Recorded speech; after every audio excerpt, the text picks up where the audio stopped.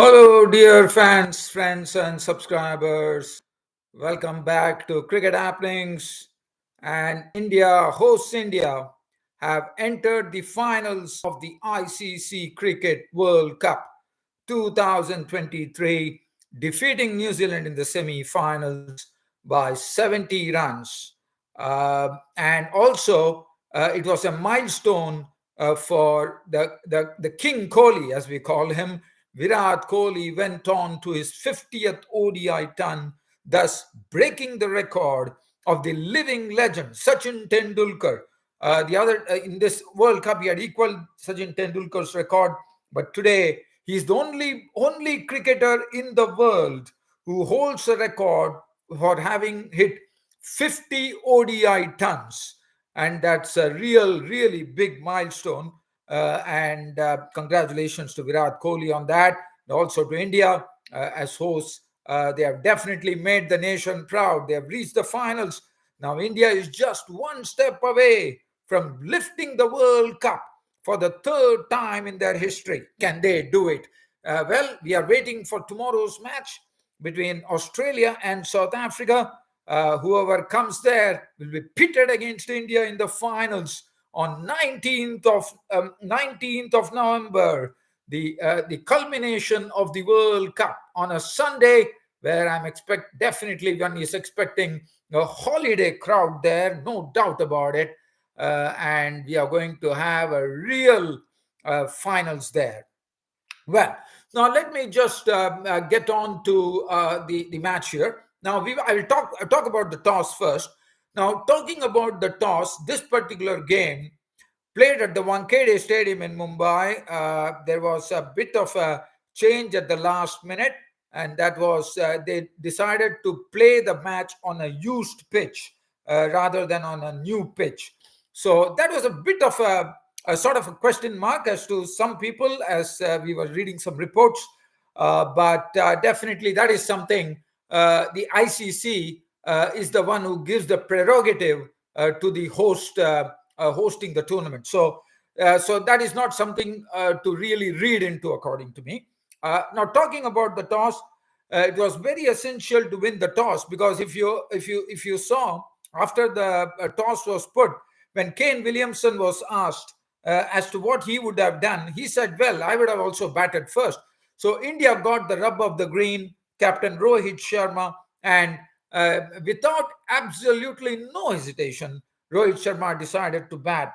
Now, looking at this particular, and the reason I say definitely India were lucky to win the toss is because if you look at it, when India batted, there was no moment for the New Zealand bowlers, and India went on to rack up the highest score in a knockout game in a World Cup of 397 for 4, which was driven by a Virat Kohli record 50th ODI ton, 117. Shreyas Iyer, back-to-back hundreds, and absolutely smashed it. 105 of 70 deliveries included 4 fours and 8 sixes. And this was a typical Indian run machine, as we call it. It is an Indian batting run machine, I call it, because look at the way they have been scoring, and they total 397 for 4, which has never happened in a knockout game.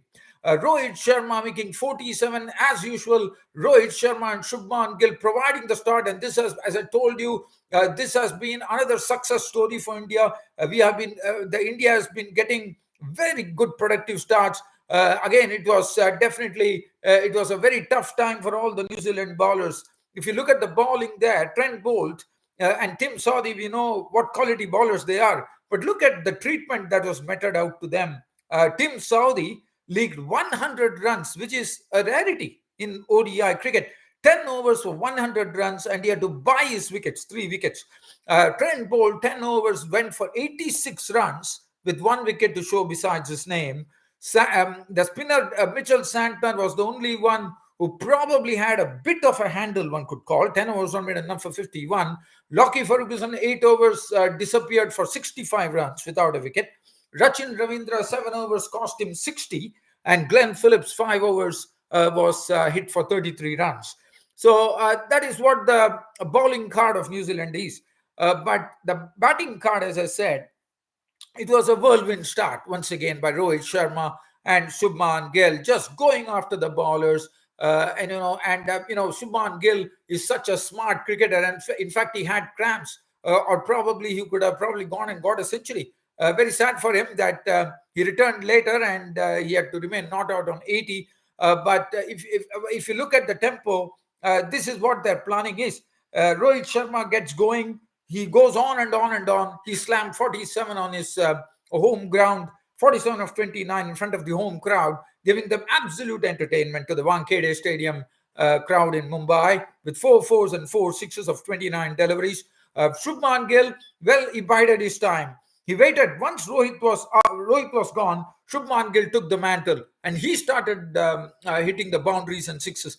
So this is a sort of a good understanding that Rohit Sharma and Shubman Gill have been having, and I liken this to the opening pair when the Pakistan's Babar Azam and Mohammad Rizwan were doing. Because if you read into it, Babar Azam always used to say that once I get into the pitch, I suss up the pitch a bit, and then I see. I'm talking about the time when Babar Azam and Mohammad Rizwan were the openers. I think it was a T20 World Cup, if I'm not wrong. And he very rightly said that if one gets going, the other one just takes his time. If the other one gets going, the other one does not get going. So probably that is a sort of a thing I was likening it to, basically. And I thought that was the perfect understanding that Rohit Sharma and Shubman Gill had, and the way they scorched the turf with their boundaries and sixes was an absolute slight for the Wankhede Stadium crowd, which had appeared in huge numbers at the Wankhede Stadium in Mumbai. And as I said, it is Diwali vacation time in Mumbai, and as I said, not a single seat was empty at the Wankhede Stadium today. And then we saw the King Kohli. Kohli came in, took his time, settled down a bit, and then he started unveiling his strokes. And Virat Kohli was really flowing. And Shubman Gill. Another thing that you saw today was he was pulling the ball beautifully. The short arm jab, short arm pull, the short arm jabs that he was hitting, the pull shots that he was playing was an absolute treat. At the other end, and Shubman Gill unfortunately got cramps and he had to go out. But again, he came back and he made 80 runs. Virat Kohli, well, he looked in his element. He started getting into his groove once he settled down. And after that, there was absolutely, and as I said, this was an Indian batting run machine. It could not be stopped. Also, feel for the New Zealand bowlers, because there was nothing in it for the pitch. The ball was not moving. But on the other side, on the flip side, if you see, and that's the precise reason I said that this toss was a very good toss to win and bat first. Because if you look at the latter part, when New Zealand were batting, we saw how the bowlers were moving the ball. We saw Jasprit Bumrah, Mohammad Siraj, and Mohammad Shami getting the ball to nip away from the batsman and into the batsman, and one could really find the nip in the surface. It was happening. So that is something which has been a growing trend that we have seen in the World Cup. Under the lights, the ball starts really moving. And another factor that one has to notice here is that chasing a score of 397 for 4, New Zealand probably would have thought that, probably later on, after the 10, 15, 20 overs, it gets a bit easy. And then what it happens is that the dew starts collecting. But very, very unusually, one could call that there was absolutely no dew on the pitch. So that really helped the Indian bowlers. But New Zealand definitely made a real fist of it. Darren Mitchell, I'll come to that later. But talking about Virat Kohli, see again, the Virat Kohli combining with Shreyas Iyer, forming a massive partnership once again with Shreyas Iyer, Virat Kohli and Shreyas Iyer, taking, as I said, Shubman Gill went away with cramps, and for 71 for 1, Virat Kohli joined Gill, and then Gill went away. And then it was a partnership between Virat Kohli and Shreyas Iyer. And that was once again a very, very fruitful partnership that happened between these two with Shreyas Iyer. Now, talking about Shreyas Iyer, he's playing with abundant confidence right now. What I like about him, and if you look at this innings, look at Virat Kohli, and as I said, Virat Kohli, that was a milestone for him. He went on to his 50th ODI ton.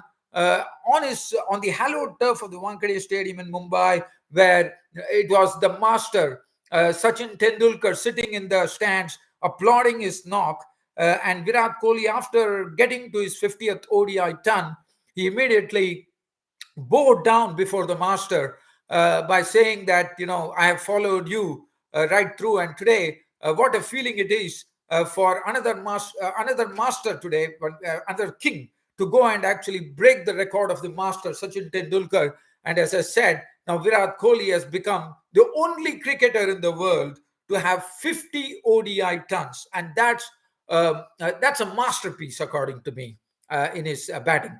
And looking at Shreyas Iyer, well, as I said, he is the one who plays with panache. He plays with absolute gusto, and he's a local Mumbai boy. And in the way he thrashed the bowling, I mean, what I would say about Shreyas Iyer is he believes in hitting the ball clean, and when the spinners come, his feet is like twinkling feet. He just dances down the track and puts them into the crowd. And once again, we saw Shreyas Iyer, how boldly he was taking on. I mean, for him, it didn't matter whether it was Tim Saudi bowling, Trent Bolt bowling. He was taking them on. He was playing all the attacking strokes. And as I said, he was hitting cleanly through the line. And that is something that Shreyas Iyer is known for. His hitting is absolutely clean. And look at that knock. It was a smashing knock, according to me. It's back-to-back hundreds. And as I said, Shreyas Iyer's consistency has been another big factor in India's success in this World Cup. And Shreyas Iyer contributing 105 of 70 deliveries, which included 8 sixes and 4 boundaries. And then KL Rahul came in, as usual. KL Rahul, using his wrist work, using his maneuvering, he started hitting out as well. And he finished on an unbeaten 39 of 20 deliveries, 5 fours and 2 sixes. Surya Kumar, the only one to miss out. One thought probably could have come a bit earlier, but Surya Kumar Yadav, well, he didn't do much. He was out for just 1 run. So that was the story as far as the Indian batting was concerned. The Indian batting run machine, one could call now. Now, talking about New Zealand, and this was one thing I have to say, that compared to the New Zealand bowlers, under the lights, the ball started doing something. It was definitely Devon Conway and Rachin Ravindra, the openers, had to be absolutely watchful when they were playing the Indian bowlers. But then we saw that Jasprit Bumrah, for the first time, I thought today was in the initial overs, did not bowl the right lines, and he suffered at the hands of the batsman. But Mohammad Shami, I mean, he's someone who is always there, and what a performance from Mohammad Shami. I mean, this is his 3rd 5-wicket haul in World Cups, and he's the one who is leading the pack now in the World Cup with 23 wickets. He got the man of the match rightly, but what a bowling from him. His figures were 9.5 overs, no maidens, 57 runs and 7 wickets. He not only provided the breakthrough, but he took all the vital wickets. He shaved the top half of the New Zealand batting order, if you see. Initially he didn't do it. Initially he took the openers, Devon Conway, and again KL Rahul has been another big feature in this World Cup. His batting is something that is absolutely superb, and over and above that, his wicket keeping is something which one can marvel at. He has a very keen eye, and it's a blessing for India, I think, with KL Rahul, batting and keeping. That really helps India as well. So, talking about the New Zealand batting, Devon Conway was dismissed for 13. Again, KL Rahul was the person in the mix there, taking the catches of Mohammad Shami. And Shami, as I said, is always, he's also, he has been doing a great job in this World Cup. And here he comes again, giving India the double breakthrough. He got rid of Rachin Ravindra as well. And then we had that partnership from 39 for 2, where New Zealand was struggling.